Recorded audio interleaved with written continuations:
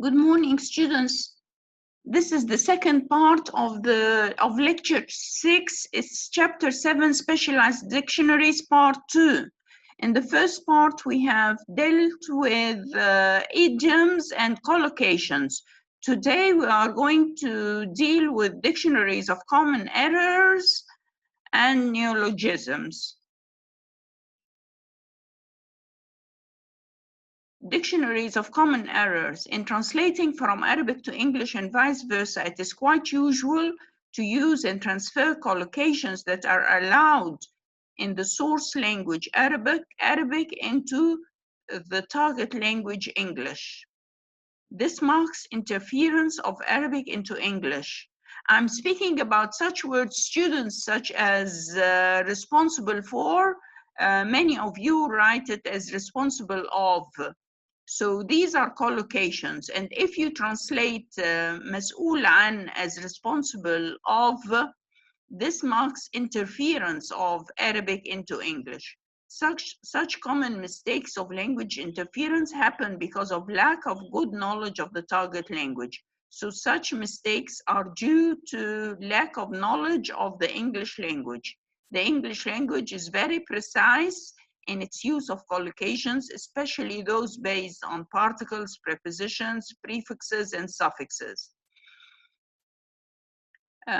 So some of the collocations, as we have dealt with in the previous part of the lecture, are based on particles, on prepositions, on prefixes, that is part of a word that is attached to the base of the word, such as re in replay, and un in unsound, suffixes that are parts of the words that are attached to the end of the base.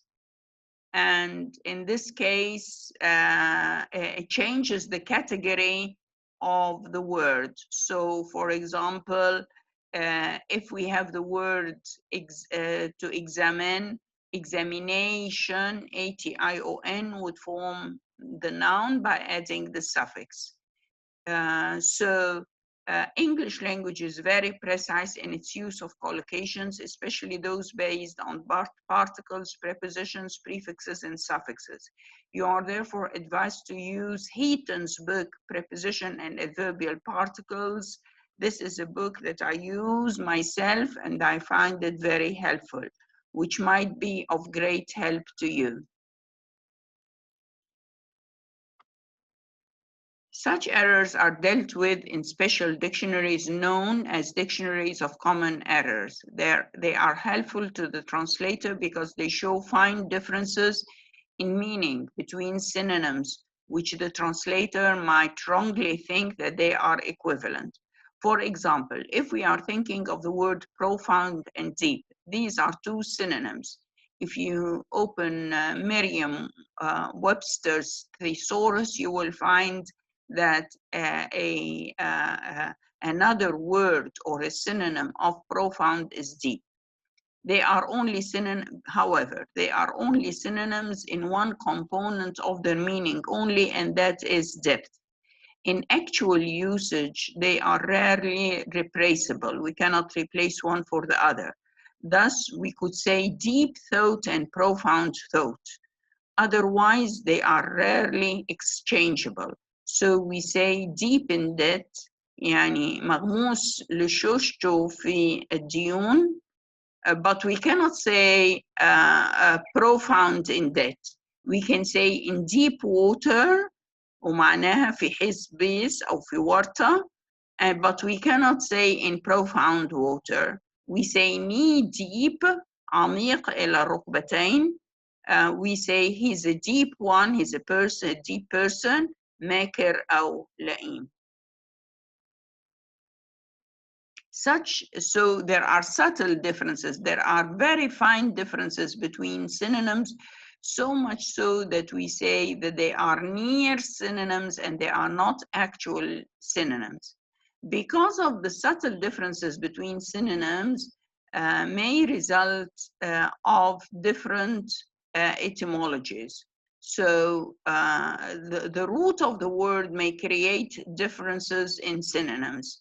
For example, in comparing the synonyms error and mistake, we find that the former has its root in the Latin erat, in the Latin word erat, and is strongly related to the religious sense of error. It is a mistake which is due to human weakness. So when we compare error and mistake, we find that error comes originally from a Latin origin, from the Latin word erat. On the other, error is different in meaning from mistake. Error is a mistake that is due to human weakness, ضعف إنساني. It has got a religious connotation. It has got a religious meaning. It has got a religious force. It is used in expressions such as to err is human, errors of judgment, the errors of one's youth. Mistakes, on the other hand, are more general and commonly happen because of ignorance. So there, although error may seem to be a synonym of mistake, there are subtle differences between the synonyms because of the actual origin of the word. The origin of the word error is the Latin word erat, where and it has got a religious connotation.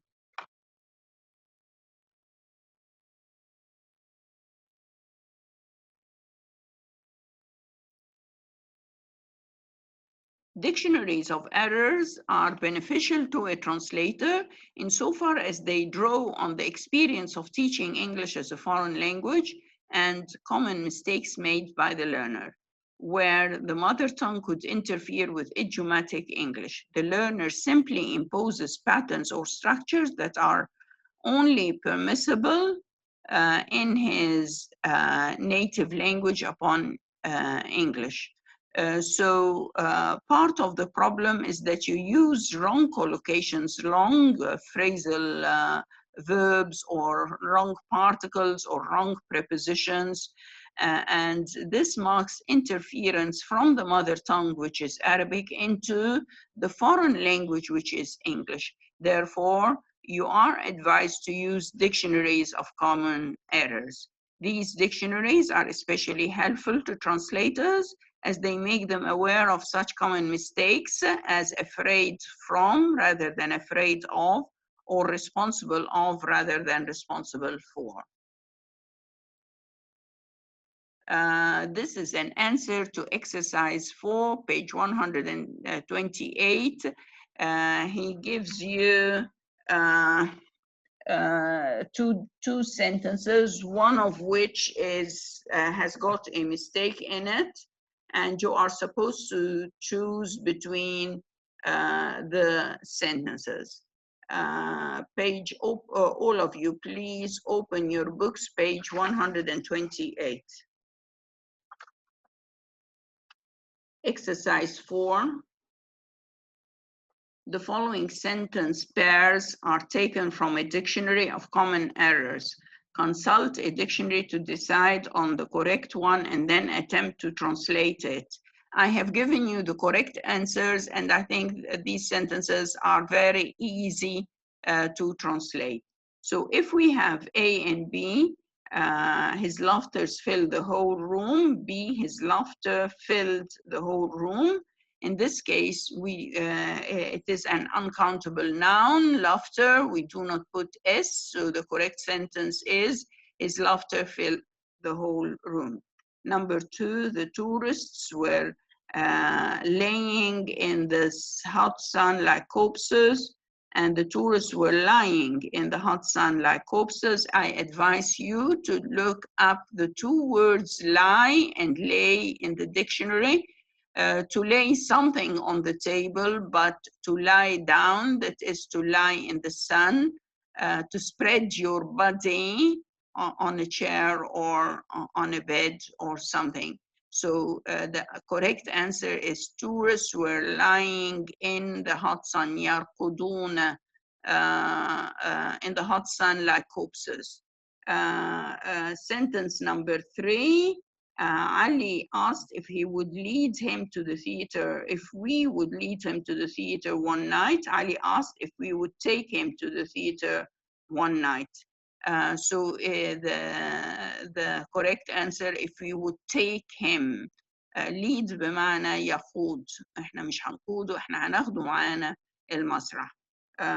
All right, so it's the difference between take and lead. They are two different words. He was accused to lie. He was accused of lying. He was accused of lying. The verb accuse takes the preposition of. Can I lend you your pen for a minute? Can I borrow your pen for a minute? There is a difference between lend and borrow. To lend is that the speaker gives something to the hearer, whereas borrow, the hearer addresses the speaker in order to take something from him.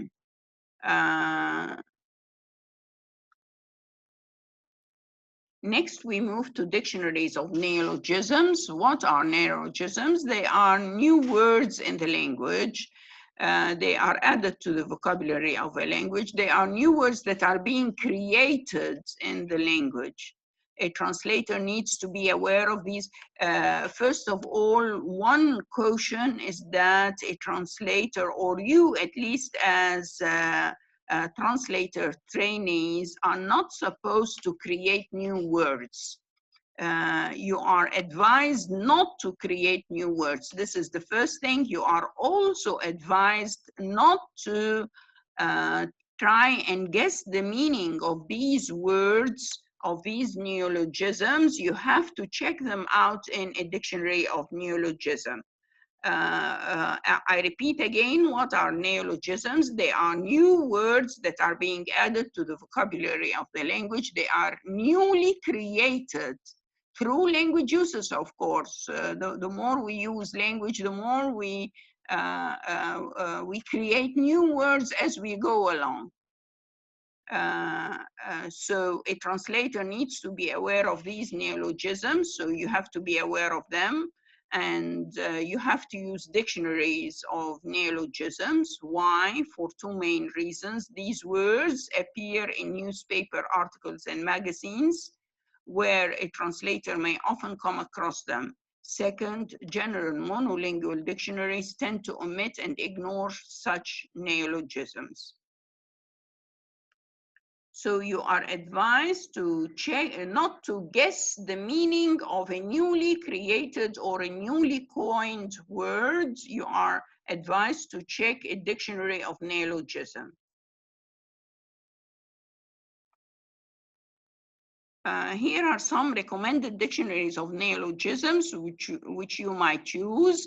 Oxford Dictionary of New Words, 1991. The Language Register of New Words, Volume 2, 1990. There is also the Merriam-Webster Online Dictionary for New Words. This is an online dictionary which makes it easy for you to resort to.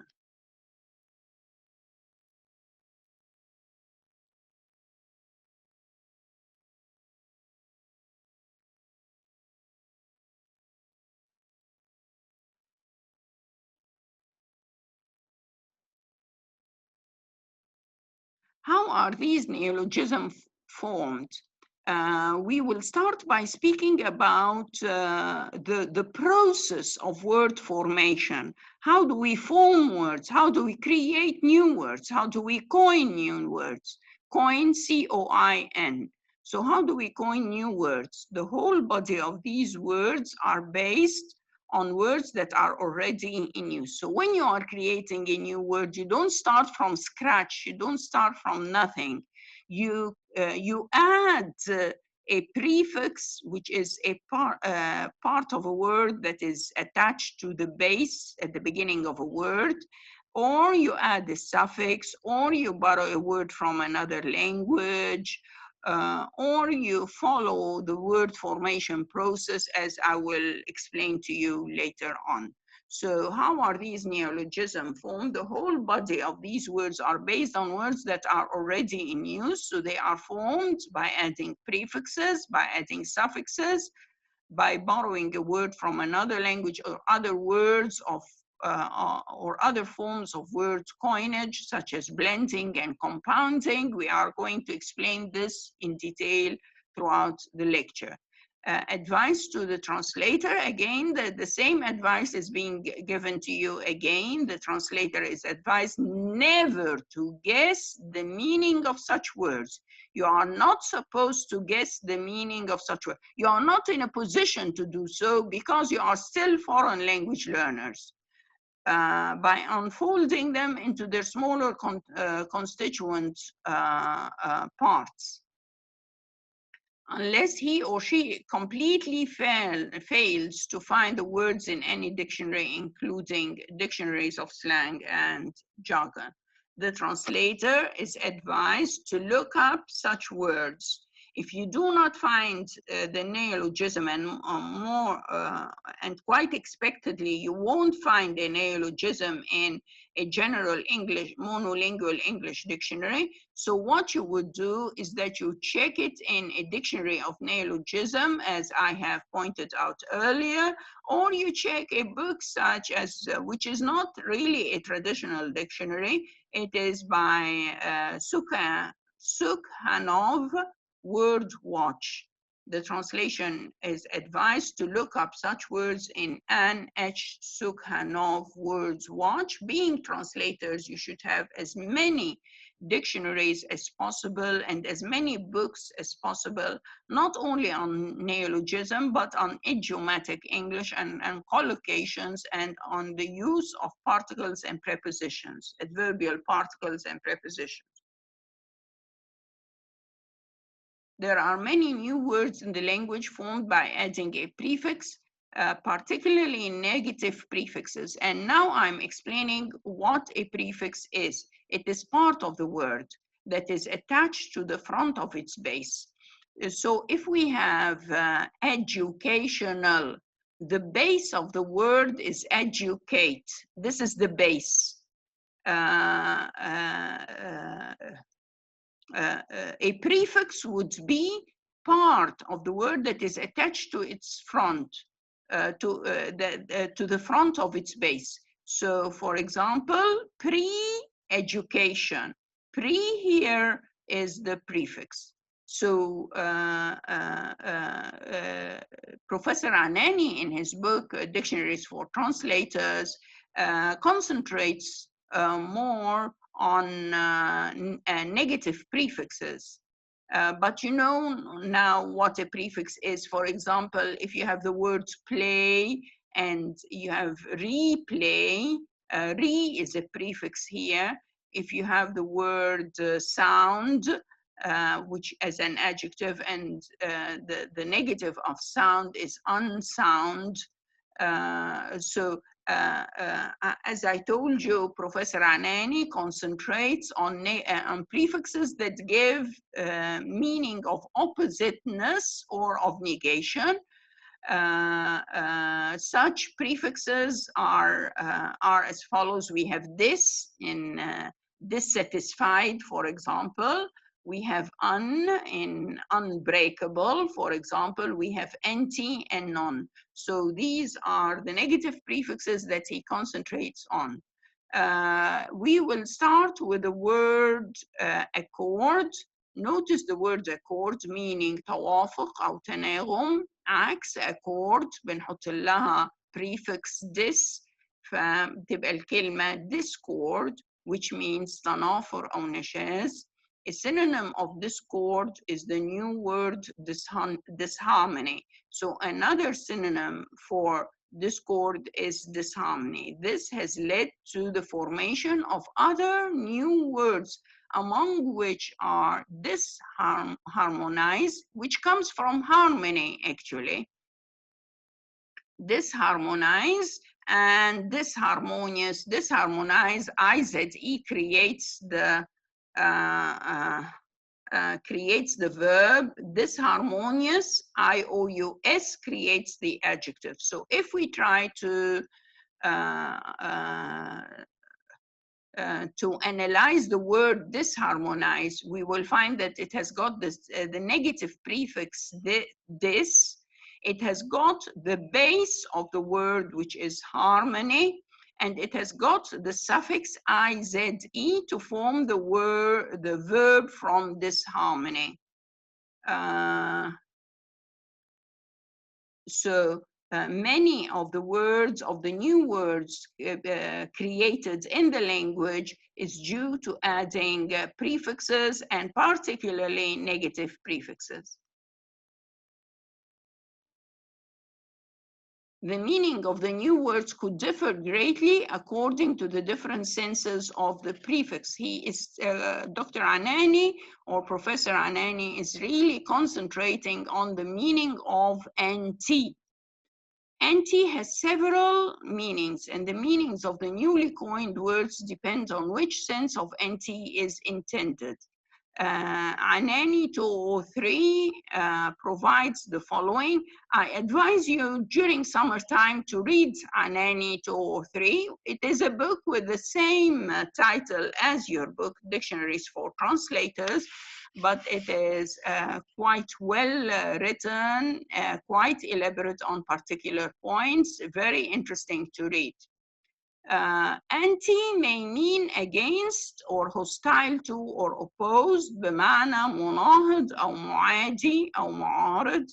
عندنا كلمة anti slavery campaign بمعنى حملة مناهضة للرق. The second meaning of مناهض is something that operates against, يقاوم أو مضاد ليه. مثلا مدافع مضادة للطائرات يبقى anti-craft guns. So here we have two different meanings for the word anti. A third meaning that prevents or cures or neutralizes. يقي يعالج يبطل مفعول. anti-toxin مضاد لتأثير السموم. كل الكلام ده موجود في الكتاب عندكم.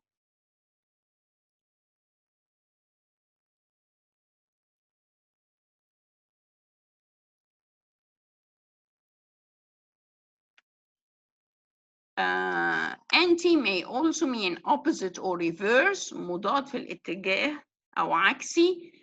Anti-peristalsis, this is a medical term, يعني حركة العكسية للأمعاء إلى داخل الجسم لا إلى خارجه. Anti ممكن تكون بمعنى rivaling أو منافس، زي في كلمة anti-pope البابا المنافس الذي لم ينتخبه مجلس القرادلة. Also, anti have the superficial aspect, but not the usual characteristic of anti-hero, البطل الضد أو الشرير. A prefix may have many senses. زي ما شايفين, anti has got at least 5 or 6 different senses. A prefix may have many senses, and the translator has to be able to find out the sense used in the word formation, in the new word formation. Only then can he be able to translate it well into Arabic, so he has to identify the exact meaning of the word.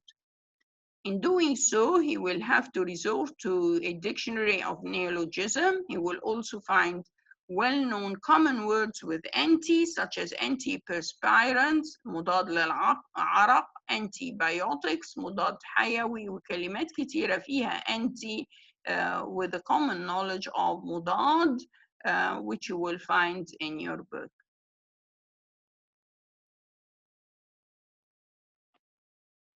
All right, students. Exercise.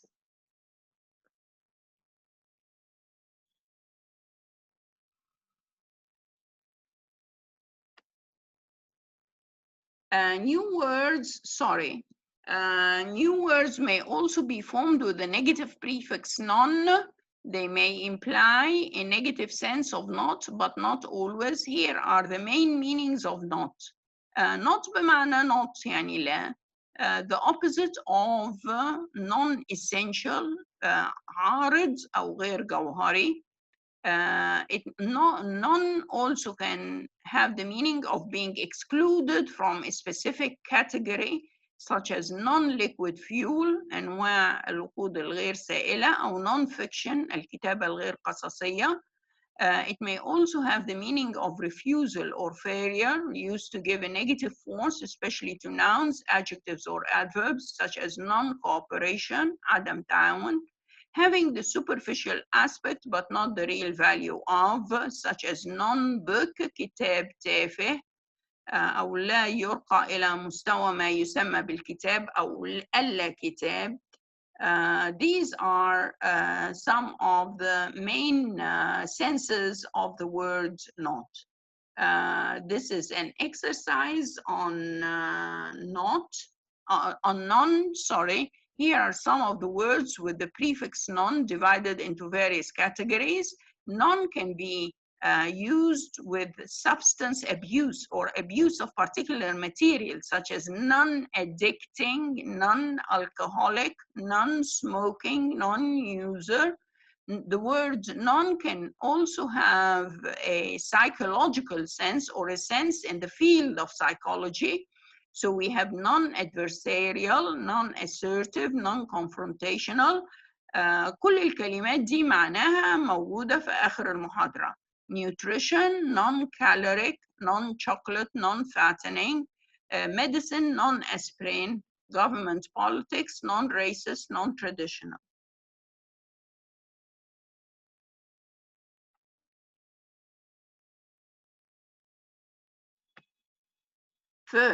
Further, so far we have seen that new words can be added to the language through the addition of prefixes. We have looked at two negative prefixes, anti and non, and we have found that each of these words has got several senses and several meanings, and the translator is advised to identify the sense of the prefix before translating the word.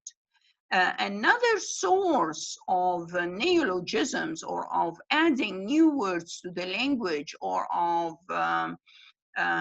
creating new words in the language is the addition of suffix. And we are going to look at the word. This is mainly done by adding the suffix ism.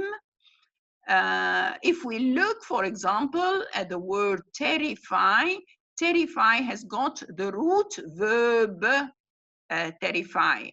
The noun from terrify is terror, and the media has created a whole number of words from terror.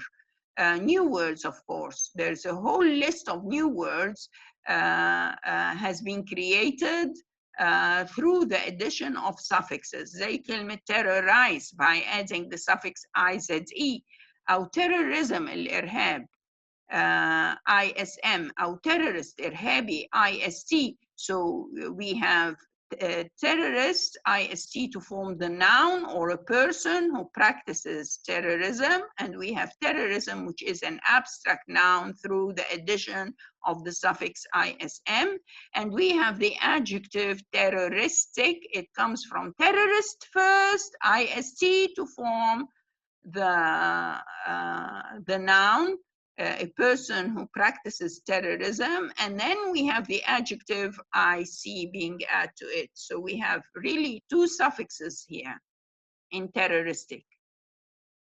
So this tells us how new words are being formed in the language through the addition of suffixes to these words. Another form of word formation process is blending. This is putting together the beginning of one word and then to the end of another. So this is blending. Blending is one way of word formation. There are a lot of ways of creating new words in the language. Professor Anani is referring to two processes only. One of them is blending, the other one is compounding. What is blending? It is putting the beginning of one word and adding it to the end of another word. So you have two words and you combine the beginning of one to the end of the other. Notice the word stagflation, الركود التضخمي, which is a combination of stagnant الركود and inflation التضخم. Other examples of blends are email, electronic mail, workaholic, that is drinking while working, medicare, medical care, brunch, which comes from breakfast and lunch. The brunch and smog and motel, these are traditional blends. But email has been recently introduced into the language together with stagflation. These are neologisms. So brunch, I'm citing the word brunch in order to show you what a blend really means. A blend is the beginning of the new word breakfast and lunch, so it becomes brunch. Smoke and fog, it becomes smog. Motel is motor and hotel, hotels that are on the motorway. A good example of a blend in your book is abortuary. This is a derogatory term of an abortion clinic. It is a blend from two words, abortion بمعنى يسقط الجنين أو يتخلص من الجنين, and obituary. Obituary is the message in El Ahram, for example, or a newspaper indicating the death of a particular person. It's a notice about the achievement of the death of a particular person. So he's describing a clinic as being an obituary, meaning death, and abortion. This abortuary is a blend and it is a neologism. Another process of word formation mentioned in your book is compounding. Compounding is putting two words near each other, functioning as one word. These two words may be noun and noun, or it may be verb and noun, or it may be adjective and noun. So they are combined. They are put near each other, close to each other. This is the creation of a new word by combining two or more existing words. Fire engine is a compound word that is made up of two nouns. Other examples of traditional compound words are greenhouse and pickpocket. Greenhouse, we have an adjective plus house noun, ودي اللي هي الصومة اللي بتتزرع فيها الخضروات. وpickpocket, it's a verb plus a noun. Pick, pocket يعني نشال. The example of neologism through compounding given in your book is cyber celebrity. Compounding is a word formation process that has existed a long time ago, but users of the language create new words through compounding. Among the new words created through compounding is cyber celebrity. Cyber is a noun and celebrity is a noun. So cyber celebrity is a celebrity. Celebrity معناها star.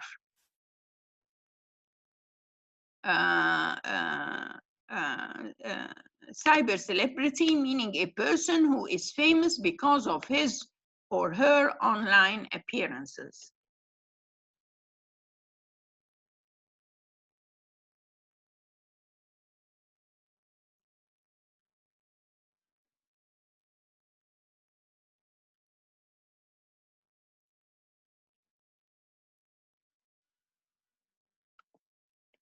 Another way of getting in new words in the language, adding new vocabulary to the language, is by borrowing words from a foreign language. This could be another source for neologism. Thus, the word intifada comes from Arabic and refers to the Palestinian uprising in the Arab territories. Finally, there is an answer to the exercise at the beginning or in the middle of this lecture.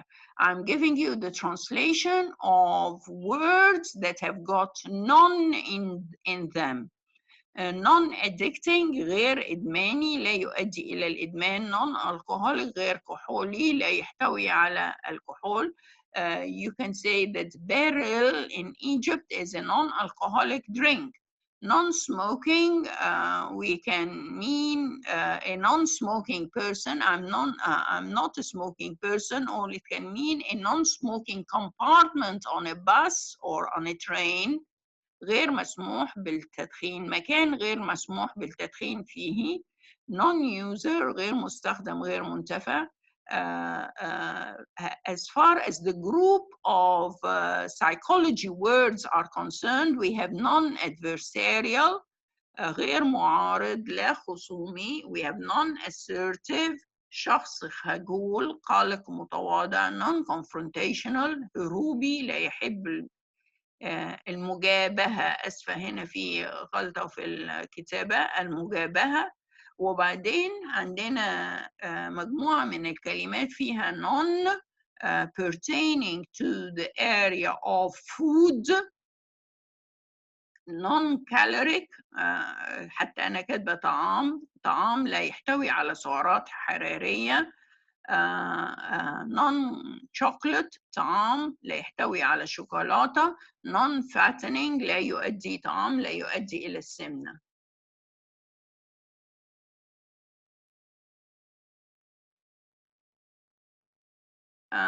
non-aspirin بالنسبة للدواء وكلمات فيها non بالنسبة للأدوية. non-aspirin, this is the easiest I could find really, but there are plenty of words. لا يحتوي على الإسبرين. non-political words are, for example, non-racist غير عنصري. non-traditional غير تقليدي.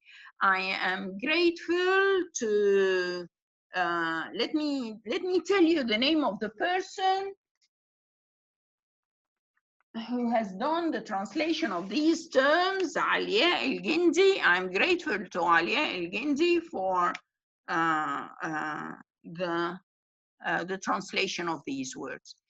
Thank you very much, students. You have got 2 exercises on neologisms here. One of the main exercises, there is the grammatical exercise on dictionaries of foreign or sentences having common errors. This is one exercise.